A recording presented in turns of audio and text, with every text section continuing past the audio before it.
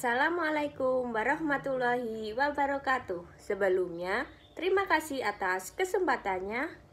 Saya perwakilan dari kelompok 2 akan mempresentasikan hasil kerja kelompok kami, yaitu mengenai siklus pengeluaran, pembelian sampai pengeluaran kas.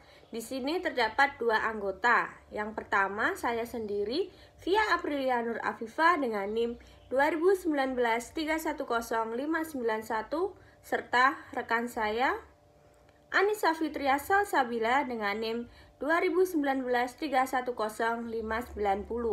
Assalamualaikum warahmatullahi wabarakatuh. Terima kasih atas kesempatannya. Perkenalkan, nama saya Anissa Fitria Salsabila dengan NIM 2019 310590. Di sini saya dari kelompok 2 akan menjelaskan siklus pengeluaran. Siklus pengeluaran atau yang disebut expenditure cycle adalah serangkaian aktivitas bisnis dan operasi pemrosesan informasi terkait yang terus-menerus berhubungan dengan pembelian serta pembayaran barang dan jasa. Ada beberapa aktivitas dalam siklus pengeluaran, yaitu yang pertama adalah memesan bahan baku, perlengkapan kantor, dan layanan. Dan yang kedua adalah menerima bahan baku, perlengkapan, dan layanan. Yang ketiga adalah menyetujui adanya tagihan dari pemasok. Yang keempat yaitu mengeluarkan kas untuk membayar tagihan tersebut.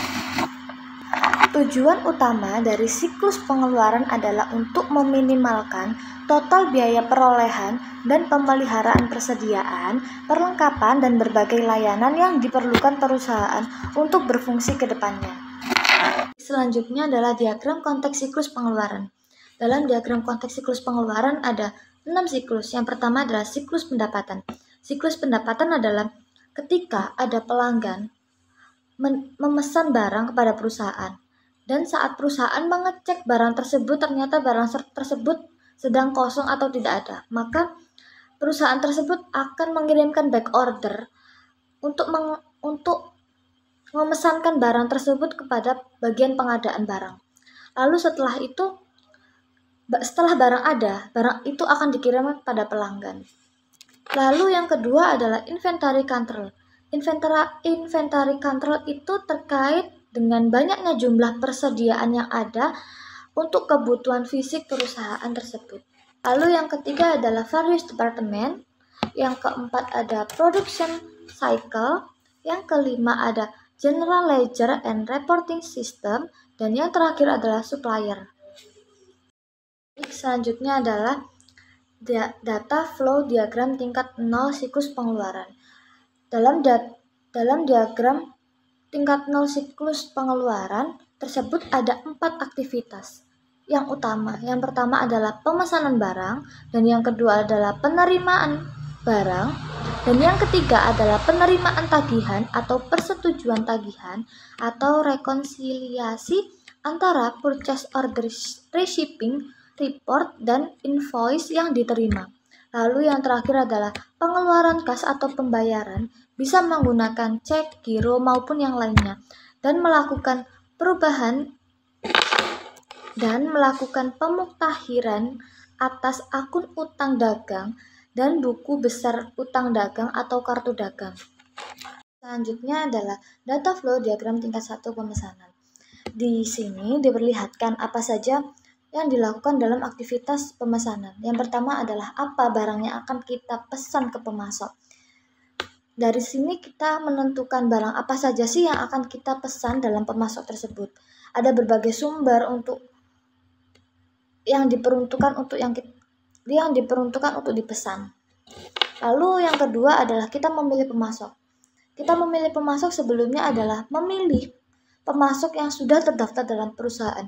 Jika ada beberapa barang yang tidak dijual dalam pemasok yang sudah terdaftar dalam perusahaan, kita boleh membelinya, tetapi kita mencari 3 pemasok baru yang mempunyai estimasi pengiriman tepat dan barang dan kualitasnya sesuai dengan harga. Lalu setelah kita memilih pemasok,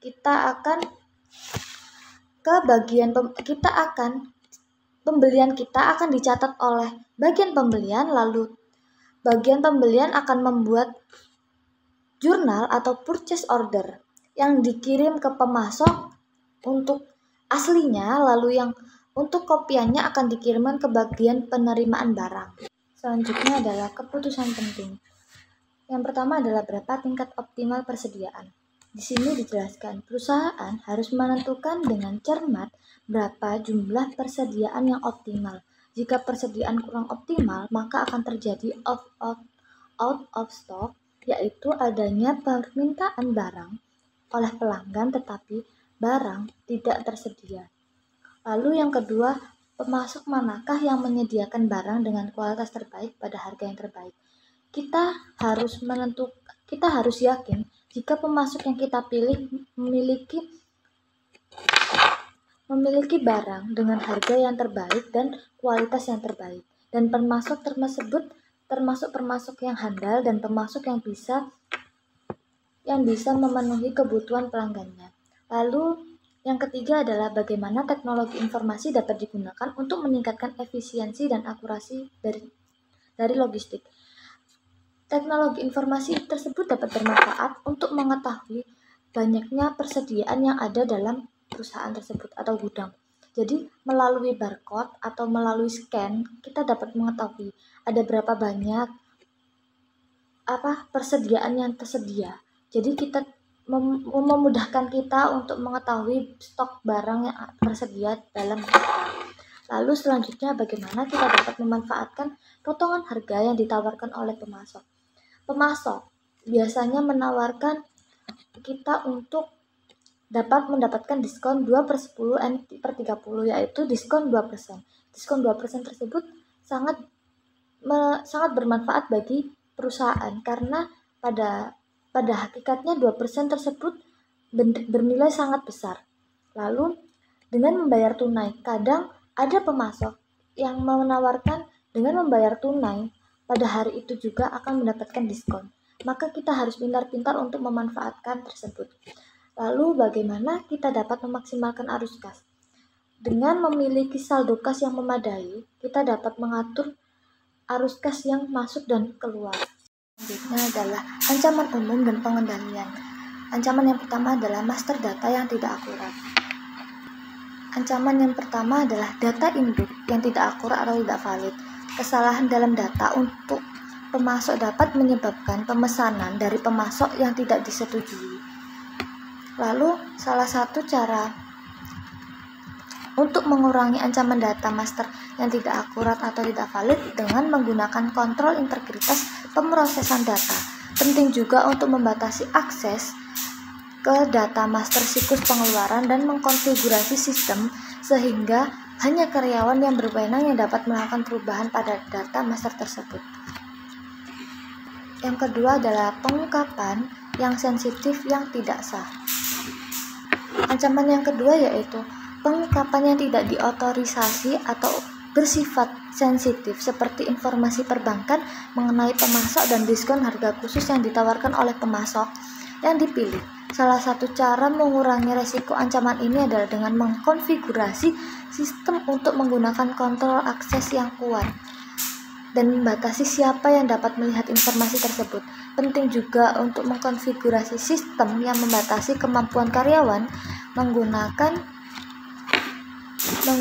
kemampuan tersebut untuk membuka sistem ke tabel dan bidang tertentu. Lalu, ancaman yang ketiga adalah kehilangan atau rusaknya data. Kehilangan atau rusaknya data dapat dikendalikan dengan membackup semua data dan pemulihan atas bencana yang telah terjadi. Lalu, ancaman yang terakhir adalah kinerja yang buruk. Dengan adanya kinerja yang buruk, kita dapat mengendalikan dengan melaporkan laporan-laporan tersebut ke laporan manajerial. Jadi, kita dapat melaporkan kinerja karyawan yang tidak baik tersebut dalam laporan manajerial. Selanjutnya adalah langkah-langkah pemrosesan pemesanan barang, yaitu mengidentifikasi apa yang harus dibeli pada pemasok. Lalu yang kedua, kapan kita membeli barang-barang yang kita perlukan kepada pemasok. Dan yang ketiga, berapa yang harus kita beli, berapa persediaan yang kita butuhkan dan kita beli kepada pemasok. Lalu dokumen sumber permohonan pembelian yaitu pemilihan pemasok. pemilihan pemasok ini adalah kita memilih mana pemasok yang akan kita pesan barangnya. Lalu sumber dokumen adalah order pembelian. Order pembelian tersebut adalah seperti purchase order, adalah tagihan-tagihan atau biaya yang kita keluarkan untuk membeli barang tersebut. Terima kasih atas kesempatannya. Saya di sini akan melanjutkan presentasi dari rekan saya, yaitu apa saja ancaman dan pengendalian apa yang dapat digunakan untuk memitigasi ancaman tersebut. Untuk kegiatan pemasaran barang dan jasa, yang pertama yaitu persediaan yang ada habis atau persediaan yang ada lebih. Kondisi seperti ini jelas sangat merugikan perusahaan, yaitu ada pengendaliannya. Yang pertama, sistem pengendalian perpetual, di mana setiap permintaan dan pengeluaran barang itu akan dicatat dan langsung memutakhirkan jumlah persediaan yang ada. Dengan sistem perpetual, perusahaan dapat mengetahui kapanpun tentang jumlah persediaan yang ada. Perusahaan juga bisa menggunakan sistem barcoding RFID, yaitu untuk memonitor mutase barang masuk dan barang keluar, kemudian secara reguler dilakukan pemeriksaan fisik persediaan atau sering disebut dengan stock up-up-num. Dengan membandingkan antara jumlah yang tercatat dalam master data dengan jumlah secara fisik untuk mengetahui jika ada perbedaan terjadi karena apa. Ancaman yang kedua yaitu membeli barang yang tidak dibutuhkan. Dalam hal ini adalah tidak ada bagian yang meminta persediaan tersebut atau persediaan masih banyak tetapi tetap dibeli. Ancamannya yaitu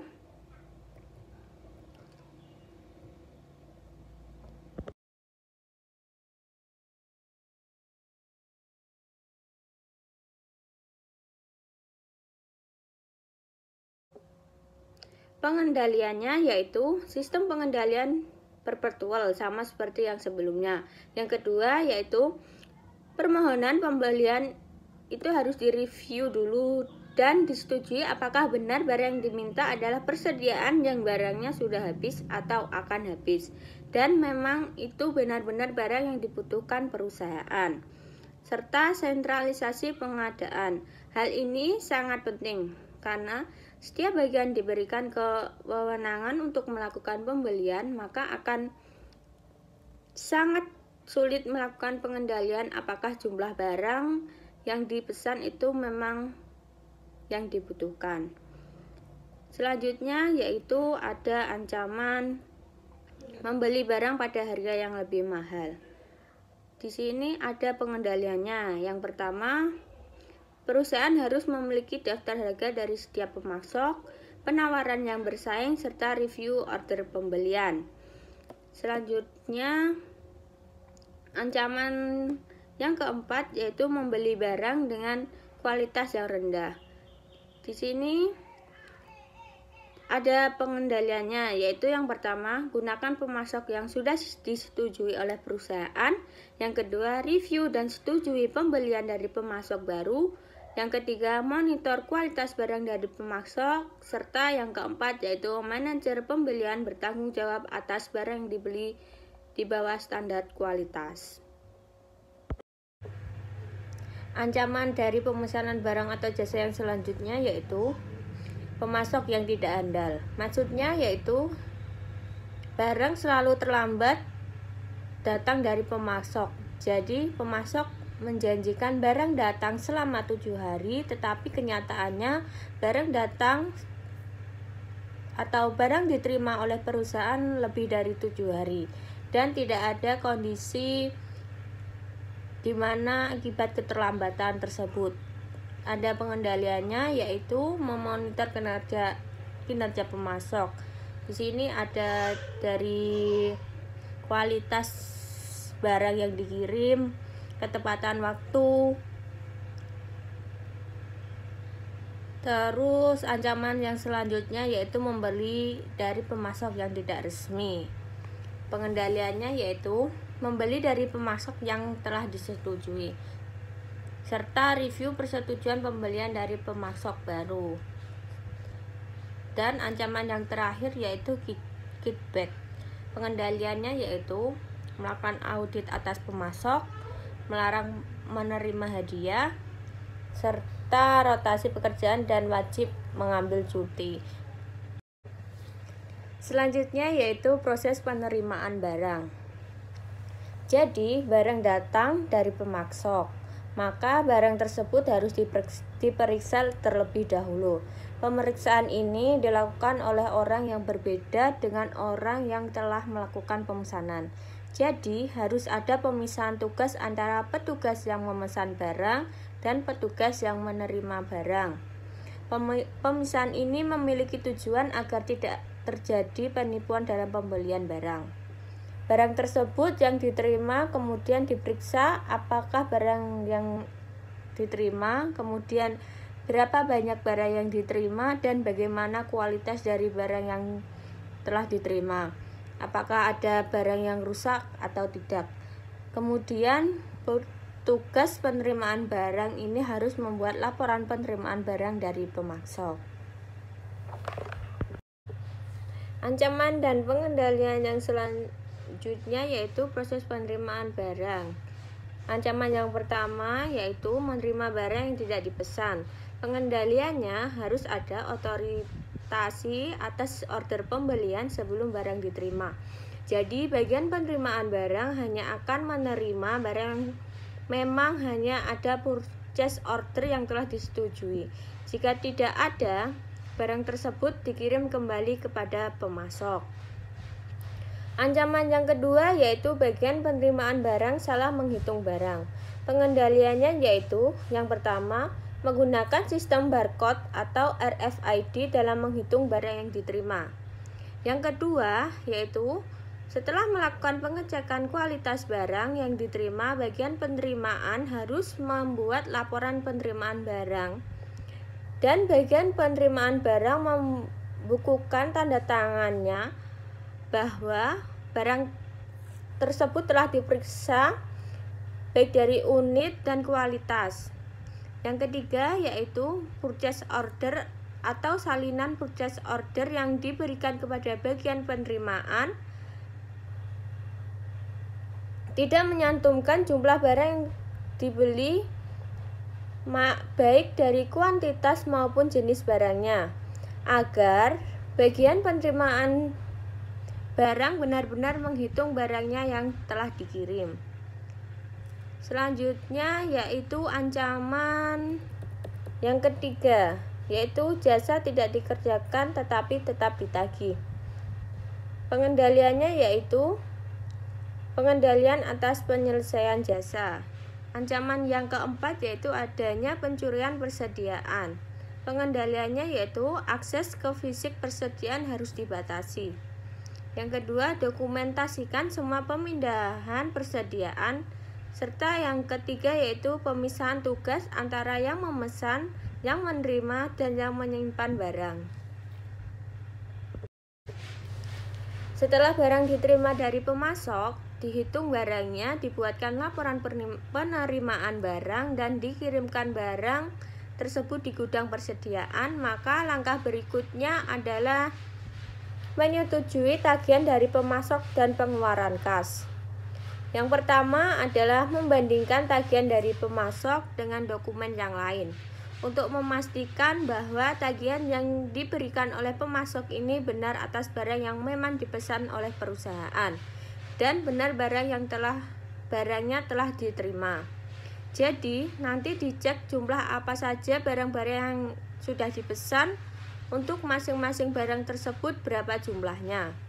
Kemudian setelah dibandingkan, maka tagihan disetujui untuk dibayar dan dokumen sumbernya adalah voucher pengeluaran. Setelah disetujui, maka kemudian pemasok dibayar.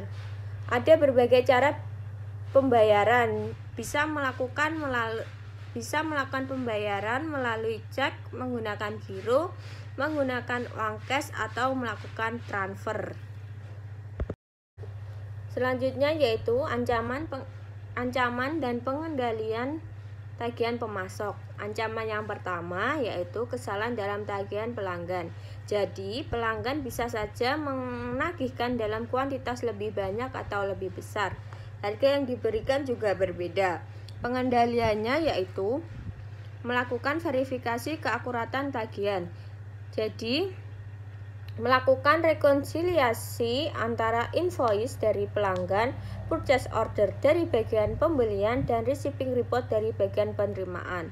Yang kedua, pengendaliannya yaitu batasi akses master data pemasok. Jadi, hanya orang-orang tertentu yang dapat melakukan perubahan master data pemasok.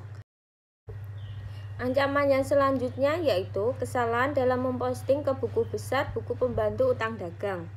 Jadi, ada akun utang dagang di buku besar, juga ada buku besar pembantu utang dagang, yang merupakan rincian dari utang dagang yang ada di buku besar.